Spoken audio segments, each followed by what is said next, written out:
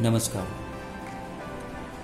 तो आज हम लोग देखेंगे मोशन इन स्ट्रेट लाइन का अगला पार्ट।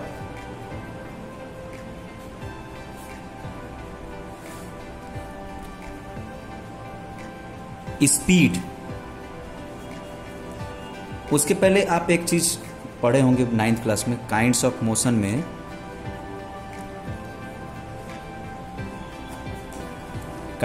आप लोग पढ़े होंगे uniform and non uniform motion.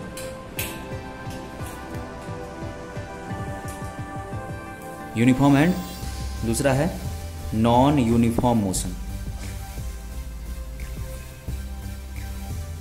Uniform motion क्या होता है, नॉन यूनिफॉर्म मोशन क्या होता है?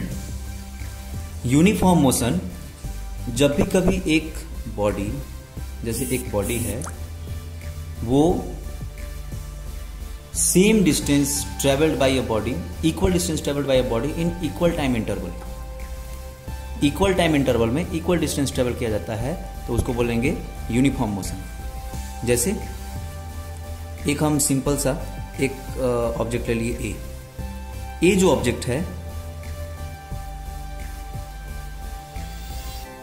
10 सेकंड में जो है यहां पर 100 मतलब कि 10 मीटर चला, फिर अगले 10 सेकंड में फिर से 10 मीटर चला, फिर अगले 10 सेकंड में फिर से 10 मीटर चला। ठीक, पहले वो 0 पर था, फिर 10 पर पहुंचा, फिर 20 पे पहुंचा, फिर 30 पे पहुंचा। ऐसे करते करते वो 10 मीटर करके वो आगे बढ़ते जा रहा है। 10 सेकंड में 10 मीटर ही ट्रेवल कर रहा है। कोई जरूरी नहीं मतलब 10 सेकंड में, हो सकता है 5 सेकंड में वो 5 सेकंड में जो है 10 मीटर चला, अगले 5 सेकंड में भी फिर से 10 मीटर चला, अगले 5 सेकंड में भी फिर से 10 मीटर चला। ये भी लिख सकते हैं आप, मतलब ऐसा भी हो सकता है। कोई जरूरी नहीं मतलब कि सेम ऊपर जो डिस्टेंस है उतना ही टाइम भी होना चाहिए, ये कोई फिक्स नहीं रहता है। लेकिन अगर जितना डिस्टेंस मतलब कि डिस्टेंस ट्रेवल्ड जो है, टाइम इंटरवल अगर इक्वल है, इन सब में टाइम इंटरवल कितना है 5 सेकंड, सबका टाइम इंटरवल है, टाइम ड्यूरेशन, टाइम इंटरवल जिसको हम लोग बोलते हैं, है ना, वो इक्वल है। ठीक है, 5 सेकंड का, और सब में डिस्टेंस ट्रेवल्ड भी इक्वल है, डिस्टेंस ट्रेवल्ड भी इक्वल है 10 मीटर। हर जगह जो है 10-10 मीटर करके ही ट्रेवल कर रहा है। तो यहां पर क्या हो गया, अगर यहां से लेकर के यहां तक के बीच में, यहां से लेकर के यहां तक के बीच में, इन दोनों पोजीशन के बीच में अगर हम लोग स्पीड निकालते हैं तो स्पीड इज इक्वल टू क्या होगा 10/5। आपको पता है कि speed is equal to distance upon में टाइम होता है। हम लोग अभी पढ़ रहे थे, अभी पढ़ना है इसके बारे में, स्पीड और वेलोसिटी के बारे में पढ़ना है। तो स्पीड और वेलोसिटी क्या होता है, एक बार हम लोग देख लेते हैं। स्पीड क्या होता है,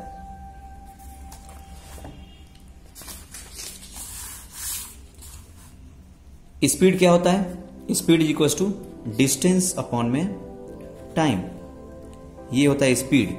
और वेलोसिटी क्या होता है, वेलोसिटी होता है डिस्प्लेसमेंट अपॉन में टाइम।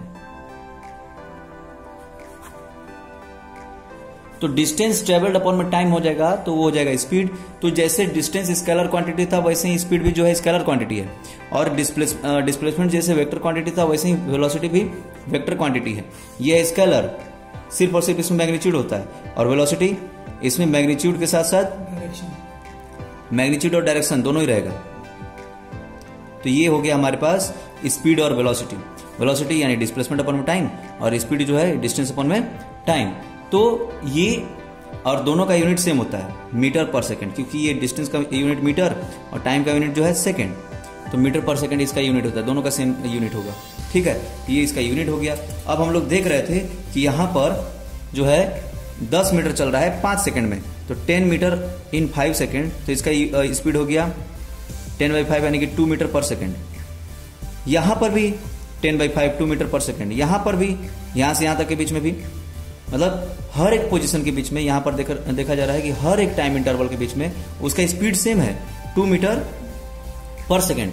जब ऐसा रहता है, जब ऐसा स्पीड में चलता है, एक जैसा कांस्टेंट स्पीड में, उस मोशन को हम लोग बोलते हैं uniform motion. When an object travelled equal distance in equal time interval, then it is known as uniform motion. ये यूनिफॉर्म मोशन होता है, यानी कि हमेशा इक्वल टाइम इंटरवल में इक्वल डिस्टेंस ट्रेवल करता है। तो उसको बोलेंगे यूनिफॉर्म मोशन। और अगर वही चीज ऑब्जेक्ट जो है, एक ऑब्जेक्ट है बी, तो बी जो ऑब्जेक्ट है पहले 5 सेकंड में वो 10 मीटर चला, ठीक है, अगले 5 सेकंड में जो है वो 15 मीटर चला, फिर अगले 5 सेकंड में वो 20 मीटर चला। क्या हो रहा है ये? इसका यहां पर जो स्पीड था, यहां पर 10/5 यानी कि 2 मीटर पर सेकेंड, यहां से लेकर के यहां तक ये 2 मीटर पर सेकेंड। अब यहां से लेकर यहां तक, यहां पे 15/5 यानी कि 3 मीटर पर सेकेंड, यहां से लेकर यहां तक 20/5 यानी कि 4 मीटर पर सेकेंड। जैसे जैसे मतलब ये आगे बढ़ रहा है वैसे वैसे इसका स्पीड बढ़ रहा है। ये क्या हो रहा है? इसका स्पीड बढ़ रहा है, तो इसको बोलेंगे नॉन यूनिफॉर्म मोशन। तो नॉन यूनिफॉर्म मोशन ये होता है, नॉन यूनिफॉर्म मोशन जिसमें कि मतलब स्पीड कांस्टेंट नहीं रहता है, वेलोसिटी कांस्टेंट नहीं रहता है, उसको बोलेंगे नॉन यूनिफॉर्म। इसमें स्पीड और वेलोसिटी अगर कांस्टेंट रहेगा उसको बोलेंगे यूनिफॉर्म मोशन। यही है यूनिफॉर्म और नॉन यूनिफॉर्म। अब हम लोग स्पीड और वेलोसिटी देख रहे थे, स्पीड तो बता ही दी आपको और वेलोसिटी भी बता दिए। तो अब हम लोग देखेंगे कि एवरेज स्पीड और एवरेज वेलोसिटी क्या होता है। एवरेज स्पीड क्या होता है? अब इसके लिए आपको एक एग्जांपल समझना पड़ेगा। एक ऑब्जेक्ट है ए, ये ऑब्जेक्ट यहां से लेकर के यहां तक डिस्टेंस ट्रेवल किया 100 मीटर और टाइम लगा उसको 20 सेकेंड। फिर अगला 150 मीटर ट्रेवल किया और फिर से उसको 20 अभी जो है उसको 25 सेकेंड लगे। फिर आगे वो यहां से जाकर के फिर यहां पहुंच गया, मतलब कि यहां पे भी 100 मीटर है और उसको टाइम लग गया 30 सेकेंड। फिर ये यहां से यहां आता है, यहां पे उसको आने में टाइम लग गया 40 सेकेंड और यहां का डिस्टेंस ट्रेवल किया वो 200 मीटर, ठीक है। तो ऐसे करके पहले वो 100 मीटर ट्रेवल किया 20 सेकंड में, फिर 25 सेकंड में 150 मीटर ट्रेवल किया, फिर जो है 30 सेकंड में फिर से 100 मीटर ट्रेवल किया और अगले 40 सेकंड में 200 मीटर ट्रेवल कर रहा है। तो अब हम लोग अगर एवरेज स्पीड निकालेंगे, भाई ये यहाँ का स्पीड अगर आप अकेले अगर निकालेंगे तो यहाँ अलग आएगा, यहाँ अलग आएगा, यहाँ अलग आएगा, सब जगह अलग अलग आएगा। तो अगर एवरेज स्पीड निकालना है तो उसके लिए क्या करेंगे, सारे एवरेज स्पीड का फॉर्मूला है, average speed is equal to total path length upon total time taken. ये है, तो टोटल पाथ लेंथ कितना हुआ 100 प्लस 150 प्लस 100 प्लस 200, तो ये हो गया 350 प्लस 200 550 हो गया, 550 मीटर अपॉन में टोटल टाइम कितना हो गया 20 25 30 40, ये हो गया 70 और ये 110 105 सेकेंड हो गया, ठीक है। 110 यानी कि 110 110 अपॉन में 21, ठीक है। तो ये हो गया इसका एवरेज स्पीड, ठीक है। तो ऐसे एवरेज स्पीड निकालना है। अब वैसे ही एवरेज अगर वेलोसिटी निकालना है, एवरेज वेलोसिटी आप कैसे निकालेंगे। अब हम लोग ग्राफिकली इसको थोड़ा देखते हैं। ये है x और ये है t। x वैसे तो x एक्सिस ये होता है, लेकिन ये हम लोग x यानी कि डिस्टेंस है ये, ठीक है, डिस्टेंस या फिर डिस्प्लेसमेंट बोल सकते हैं, डिस्प्लेसमेंट हम लोग लेते हैं, ठीक है x। अब ये हो गया 50, ये मीटर में है, 100 150 200 250 300 ऐसा करके। और ये है हमारा 10 20 30 40 50 ऐसे करके ये टाइम आगे बढ़ रहा है 60। ये टाइम जो है, ये डिस्प्लेसमेंट जो है ये मीटर में है, इन मीटर, और ये टाइम जो है इन सेकंड आगे बढ़ रहा है। और इधर डिस्प्लेसमेंट है ना, डिस्प्लेसमेंट इन मीटर। तो ये डिस्प्लेसमेंट ऊपर बढ़ रहा है और इधर जो है टाइम एक्सिस पे टाइम बढ़ रहा है। अब हम लोग देखेंगे कि जैसे एक कोई ग्राफ है, कोई सा भी एक ग्राफ ले लेते हैं। अच्छा, आपको बता देते हैं थोड़ा सा एक चीज कि जो यूनिफॉर्म मोशन है, अभी हम लोग यूनिफॉर्म और नॉन यूनिफॉर्म मोशन के बारे में पढ़े थे, तो जो यूनिफॉर्म मोशन है उस यूनिफॉर्म मोशन का ग्राफ कैसा होता है पता है? उसका ग्राफ एकदम स्ट्रेट लाइन होगा ऐसा, ठीक है, ऐसा टाइप का रहेगा, है ना। ग्राफ के बारे में हम लोग एक बार और देखेंगे, लेकिन उसके पहले अभी ऐसे सिंपली आप जान लीजिए कि ऐसा स्ट्रेट लाइन रहेगा तो वो यूनिफॉर्म मोशन है, और अगर कर्व है ऐसा टाइप का है, कुछ इस टाइप का, तो ये कर्व हो गया, ये क्या हो गया, ये नॉन यूनिफॉर्म मोशन है। अब जैसे ये कोई ग्राफ दिया हुआ है, यूनिफॉर्म मोशन का ग्राफ है ना, यूनिफॉर्म मोशन का। अब ये जो यूनिफॉर्म मोशन का ग्राफ है, अब हमको यहां से इस ए पॉइंट से लेकर के बी पॉइंट तक के बीच में क्या करना है, एवरेज वेलोसिटी निकालना है। वेलोसिटी, हाँ, एवरेज वेलोसिटी। अब हम लोग देखेंगे कैसे निकालेंगे एवरेज वेलोसिटी। इसके लिए हम लोग क्या करना पड़ेगा, इस पॉइंट्स के कोऑर्डिनेट्स को लेना पड़ेगा। इस पॉइंट के कोऑर्डिनेट्स जो भी होंगे, हाँ, इस पॉइंट्स के कोऑर्डिनेट्स जैसे टी एक्स होंगे ना, टी एक्स होंगे ना, ठीक है, ठीक। T1 x1 ले लेते हैं और इसके T2 x2, है ना, दूसरा पोजीशन है तो T2 x2 और ये T1 x1। तो अब आपको क्या करना है, एवरेज अगर वेलोसिटी निकालना है तो v इक्वल्स टू क्या करना पड़ेगा, यहां से लेकर के यहां तक का निकालना है तो x2 माइनस x1 अपॉन में T2 माइनस T1। ये क्या है, ये वेलोसिटी है। वेलोसिटी जो है आप लोग अभी पढ़ेंगे slope of the line, 11th class में अभी पढ़ना है मैथ्स में स्लोप। तो ये जो स्लोप है, ये स्लोप उसका वेलोसिटी बता रहा है, और स्लोप को निकालने के लिए हम लोग को ये फॉर्मूला है, उसका स्लोप निकालने का फॉर्मूला होता है, जैसे ये स्लोप का फॉर्मूला होता है m is equal to y2 minus y1 upon में x2 माइनस x1। ये स्लोप निकालने का फॉर्मूला होता है। स्ट्रेट लाइन में आप लोग पढ़ेंगे मैथ्स में, स्ट्रेट लाइन पढ़ेंगे मैथ्स में, उसी में जो है ये पढ़ाया जाएगा स्लोप। ये जो m है, तो अगर x1 y1 अगर एक वो है क्या बोलते हैं पॉइंट है, और एक पॉइंट है x2 y2, इन दोनों के बीच में कितने का स्लोप होगा, कितना डिग्री का स्लोप होगा, ठीक है, उसी को हम लोग बोलते हैं slope of the line m, जिसको हम लोग tan थीटा भी लिखते हैं, tan थीटा। तो उसका मतलब उससे हमको स्लोप पता चल जाता है। तो इसका जो स्लोप है, ये स्लोप हमको क्या बता रहा है, वेलोसिटी, और ये जो स्लोप वेलोसिटी बता रहा है, तो इसको निकालने के लिए x2 माइनस x1 अपॉन में T2 माइनस T1, ये हो जाएगा हमारा v, ठीक है। तो ऐसे आप वेलोसिटी निकालेंगे। इसीलिए v इज इक्वल टू हम लोग x2 माइनस x1 को डेल्टा x लिख सकते हैं, अपॉन में T2 माइनस T1 को डेल्टा t लिख सकते हैं। ये हो गया हमारा वेलोसिटी। अब वेलोसिटी को हम लोग पोजीशन टाइम ग्राफ से कैसे रिप्रेजेंट करेंगे, देखिए जैसे ये एक ग्राफ है xt ग्राफ, अगर ये मतलब कोऑर्डिनेट एक्सिस हो गए xt, ये x यानी कि डिस्प्लेसमेंट और t यानी कि टाइम, t टाइम है और x जो है डिस्प्लेसमेंट है। अगर ये ग्राफ कुछ ऐसा होता है सीधा स्ट्रेट, इसका मतलब यूनिफॉर्म वेलोसिटी, ठीक है, मतलब यूनिफॉर्म मतलब कांस्टेंट, इसमें जो है वेलोसिटी क्या होगा, कांस्टेंट रहेगा, सेम रहेगा हमेशा, कभी चेंज नहीं होगा, ठीक है। कांस्टेंट वेलोसिटी, लेकिन कांस्टेंट पॉजिटिव वेलोसिटी, ये भी याद रखिएगा, कांस्टेंट पॉजिटिव वेलोसिटी, पॉजिटिव क्योंकि ये पॉजिटिव डायरेक्शन में बढ़ रहा है, ठीक है। अब अगर हम लोग इसको ऐसा लेंगे, अगर ये ग्राफ कुछ ऐसा है तो ये x हो गया और ये हो गया t, तो यहां पर ये भी कांस्टेंट ही है, ये भी स्ट्रेट है तो ये भी कांस्टेंट होगा। लेकिन ये क्या है, पहले उसका मतलब इनिशियली जब time t equal to 0 second था तो उस समय इस पोजीशन पे था, अब जो है उसका पोजीशन कम होते होते मतलब कि जीरो की तरफ आ रहा है। इसका मतलब इनिशियली वो जो है उसका स्पीड ज्यादा था, वेलोसिटी ज्यादा था, अब जो है उसका वेलोसिटी कम होते होते फिर नीचे आ रहा है। इसका मतलब ये क्या हो गया, ये यूनिफॉर्म वेलोसिटी है, लेकिन ये नेगेटिव डायरेक्शन में है, इसलिए नेगेटिव वेलोसिटी हो जाएगा।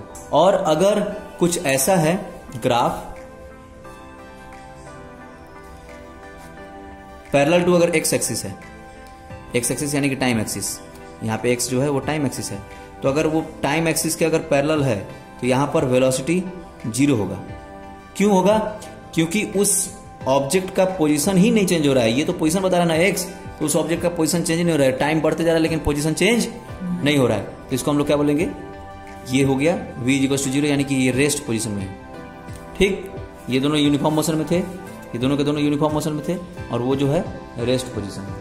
तो ये है हमारा एवरेज वेलोसिटी और एवरेज स्पीड हम लोग देख ही लिए। अब इसके बाद इंस्टेंटेनियस वेलोसिटी एंड स्पीड। तो अगर हमको पता है कि velocity equals to del x upon में डेल टी है, डेल एक्स अपॉन में डेल टी हम लोग अभी पढ़े, तो v equals to del x upon del t. अगर इसको हम लोग ऐसा, अगर limit delta t tends to zero, del x upon में डेल टी, इसको बोलेंगे इंस्टेंटेनियस वेलोसिटी, है ना। इंस्टेंटेनियस वेलोसिटी मतलब किसी एक इंस्टेंट पे, जहां पर चेंज इन टाइम जो है जीरो है। चेंज इन टाइम जीरो कब होगा? जहां पे एक इंस्टेंट पाया जाएगा, कोई एक इंस्टेंट पाया जाएगा, ठीक है, वहां पे चेंज इन टाइम जो है जीरो हो जाएगा, क्योंकि वो दोनों मतलब कोई एक ऐसा इंस्टेंट है, तो उस t2 माइनस t1 करेंगे तो t2 और t1 दोनों बराबर है, वो t है, इक्वल टू t है। तो वो इसीलिए इसको जब हम लोग delta t tends to zero लिखते हैं, delta t tends to zero, del x upon में डेल टी, तो इक्वल टू ये हो जाता है डी एक्स अपॉन में डी टी। इसको हम लोग बोलते हैं डिफरेंशिएशन, ये डिफरेंशिएशन है डी एक्स अपॉन में डी टी। इसको पढ़ेंगे चेंज इन एक्स यानी कि यहां पर एक्स क्या है? पोजीशन, ठीक है, change in position with respect to time, with respect to time. ये जो dt है वो क्या है? टाइम है ना। तो change in x position, change in x या फिर मतलब कि position with respect to time. Time क्या है? t। तो टाइम t के रिस्पेक्ट में x में जो चेंज आता है, इसी को हम लोग बोलते हैं dx अपॉन में dt, जिसको हम लोग डिफरेंशिएशन भी बोलते हैं। डिफरेंशिएशन के बारे में पढ़ना है। जैसे मान लीजिए, अब हम बताते हैं आपको d by d x of x to the power n, ये सब कुछ फॉर्मूले हैं। D by d x of x to the power n, ये हो जाएगा n x to the power n minus one, ठीक। उसी तरह d by d x of cos x, ये हो जाता है माइनस साइन एक्स।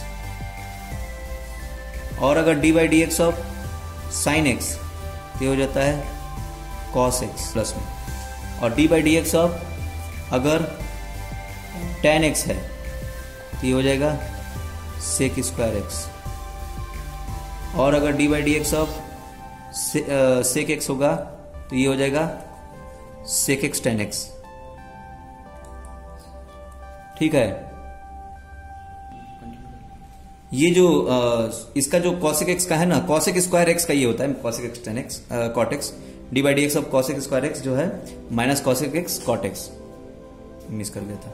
फिर अब जो है d by d x of sec x, तो ये हो जाएगा,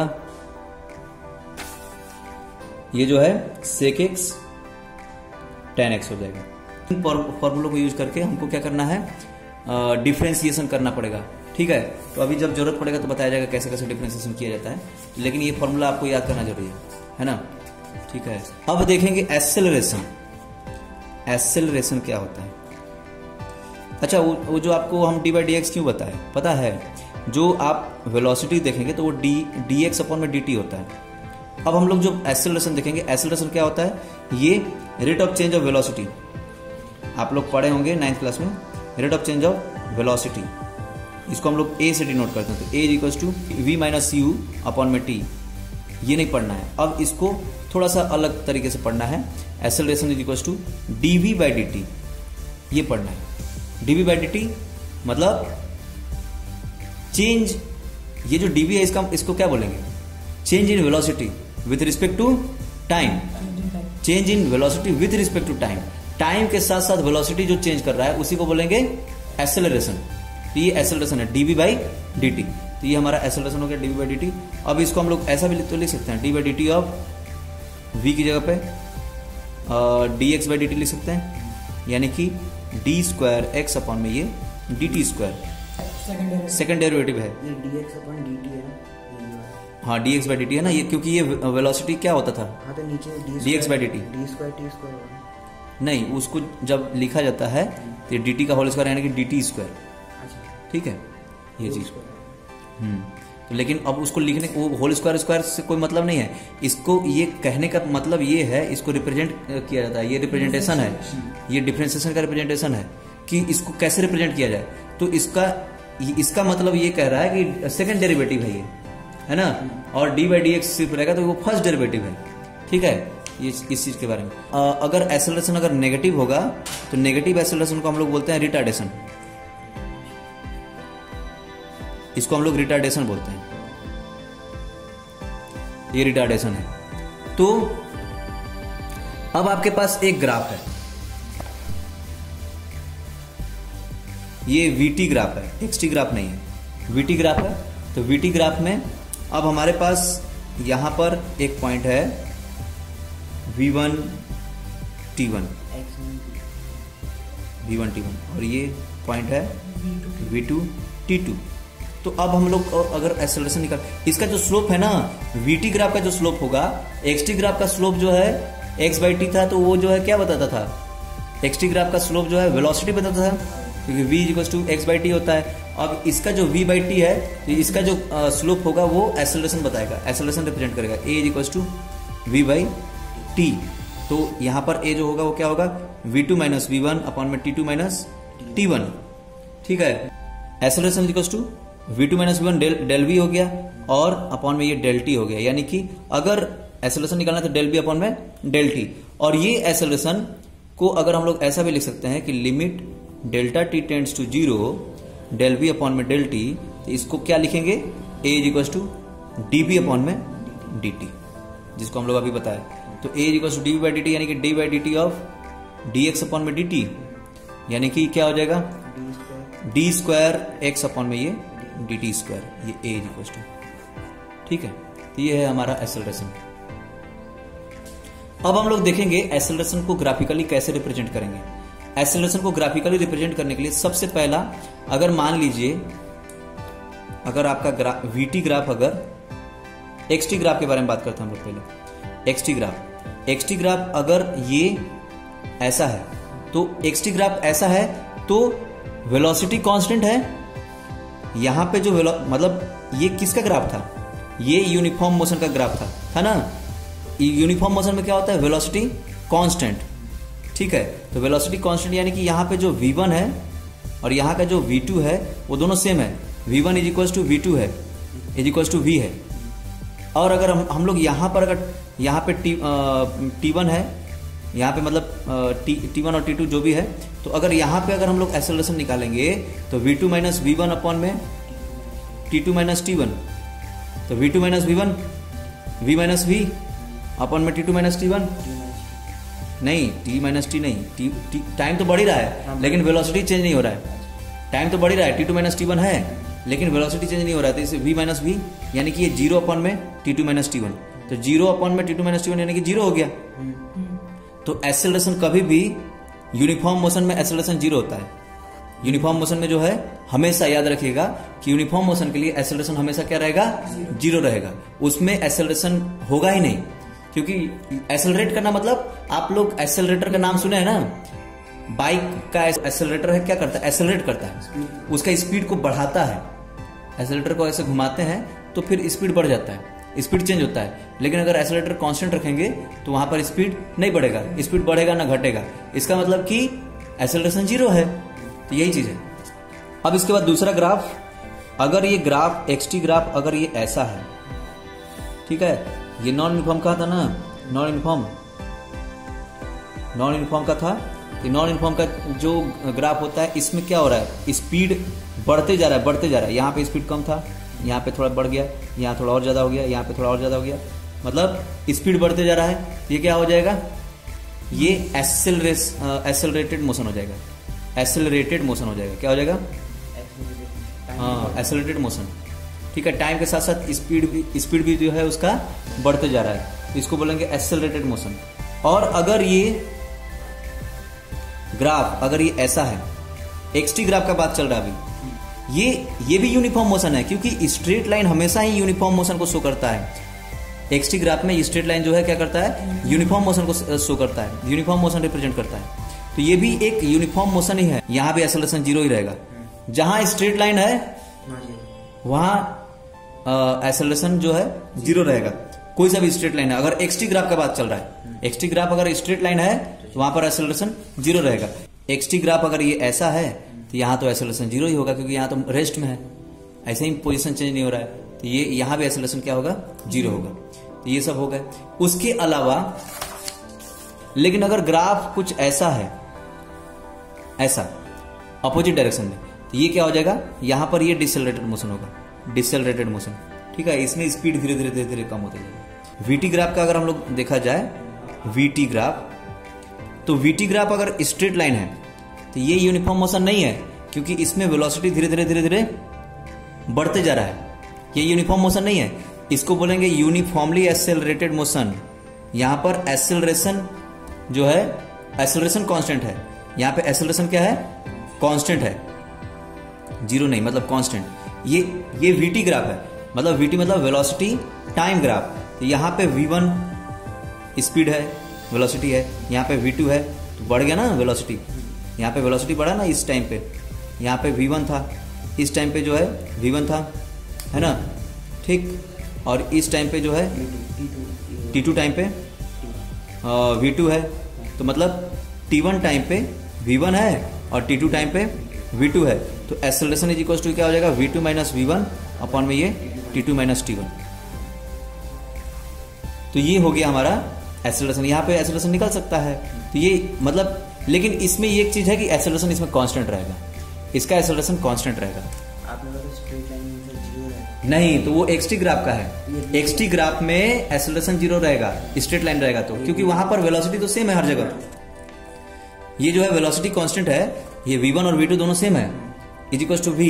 अगर यहाँ पर अगर हम लोग एक्सेलरेशन निकालेंगे तो v2 माइनस v1 अपॉन में t2 माइनस t1, तो v2 माइनस v1 यानी कि v माइनस v यानी कि जीरो। तो यहाँ पर तो एक्सेलरेशन जीरो ही रहेगा। लेकिन ये जो है यहाँ पर क्या है, v1 अलग है, v2 अलग है, क्योंकि ये जो एक्सिस है, y एक्सिस जो है, ये v को रिप्रेजेंट कर रहा है, वेलोसिटी। ये वेलोसिटी v1 हो गया और ये v2 हो गया। क्वेश्चन अच्छा है, लेकिन ये जो है आप इसको ध्यान से समझिए कि ये v1 और ये v2 है, तो v2 माइनस v1 अपॉन में t2 माइनस t1, तो v2 तो अलग है और v1 भी, मतलब v1 से v2 बड़ा है, तो v2 में से v1 को माइनस करेंगे तो कुछ ना कुछ तो वैल्यू आएगा, जीरो तो नहीं रहेगा। इसलिए एक्सेलरेशन यहाँ पे रहेगा और कांस्टेंट रहेगा, हर जगह यहाँ पे एक्सेलरेशन कांस्टेंट ही रहेगा। ठीक है, तो ये हो गया। उसके बाद अगर ये ग्राफ वीटी ग्राफ अगर ये ऐसा है, वीटी ग्राफ अगर ये ऐसा है, तो यूनिफॉर्मली डिसेलरेटेड मोशन। ठीक है, इसमें यूनिफॉर्मली डिसेलरेटेड मोशन होगा, क्योंकि यहां पर वेलोसिटी धीरे धीरे धीरे धीरे डिक्रीज करते जा रहे हैं। ठीक है, तो ये हो गया यूनिफॉर्मली डिसेलरेटेड मोशन। ठीक है, और यहां पर एक्सेलरेशन जो है वो नेगेटिव होगा। ये वीटी ग्राफ है। और अगर ये ऐसा है, यहां मतलब टाइम बढ़ते जा रहा है लेकिन वेलोसिटी कांस्टेंट है, ये कौन सा मोशन हो गया पता है? हाँ, यूनिफॉर्म मोशन। इसमें जो है वेलोसिटी कांस्टेंट है। ठीक है, तो ये यूनिफॉर्म मोशन हो गया। अब वेलोसिटी कांस्टेंट है, इसलिए फिर इसको हम लोग क्या बोलेंगे? हाँ, तो मतलब वो तो ठीक है, लेकिन एक्सेलरेशन यहाँ पर क्या रहेगा? जीरो रहेगा, क्योंकि वेलोसिटी चेंज नहीं हो रहा है। ठीक है, v2 माइनस v1 करेंगे, यहाँ पे v1 अगर लेते हैं, यहाँ v2 कैसे ले सकते हैं? v1 ही तो है, आगे बढ़ रहा है, सब तो v1 ही रहेगा। तो टाइम बढ़ा, यानी कि v माइनस v अपॉन में t2 माइनस t1, है ना। इस पॉइंट से इस पॉइंट के बीच में एक्सेलरेशन अगर निकालना है तो v1 और v1, यहाँ पर v2 नहीं है, ये तो v1 ही रहेगा, तो v माइनस v जीरो हो जाएगा अपॉन में t2 माइनस t1, यानी कि एक्सेलरेशन इज इक्वल टू ये जीरो हो जाएगा। समझे? तो ये है हमारा ग्राफिकल रिप्रेजेंटेशन ऑफ एक्सेलरेशन। अब काइनेमेटिक्स इक्वेशन जो है इसको हम लोग कल पढ़ेंगे। धन्यवाद, नमस्कार।